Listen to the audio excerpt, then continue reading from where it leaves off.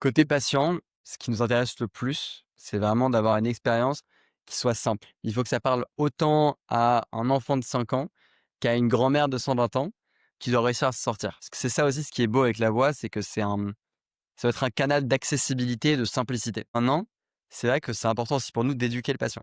Donc par exemple, une des choses qu'on fait pour en bonne pratique, c'est qu'on prévient toujours le patient en amont qu'il va parler avec une IA. Parce qu'on n'a pas envie qu'il le découvre au bout de 5 phrases et qu'il se sente lésé. On lui explique que il va avoir une IA qui va échanger avec lui pour lui éviter de l'attente, pour lui permettre de et on lui explique aussi tout ce qu'il peut faire avec et ensuite il commence à échanger avec l'IA.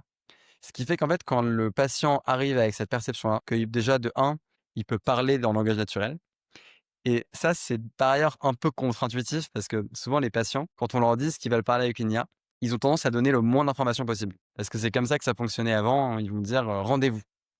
Et en fait, très vite, nous, on se rend compte dans les conversations, au fil de l'eau, ils comprennent que l'IA comprend beaucoup plus et du coup, ils commencent à vraiment déballer et à parler de plus en plus. Donc au début, ils disent: «Rendez-vous» et à la fin, ils sont en train d'expliquer: «Non, mais j'ai vraiment besoin de ce rendez-vous parce que X ou Y, enfin, je vous donne un peu des indications par rapport à mon problème» et cetera. Et c'est un vrai changement de paradigme dans la façon de construire les agents vocaux par rapport à il y a 3 ans. En fait, on voulait, isoler un mot.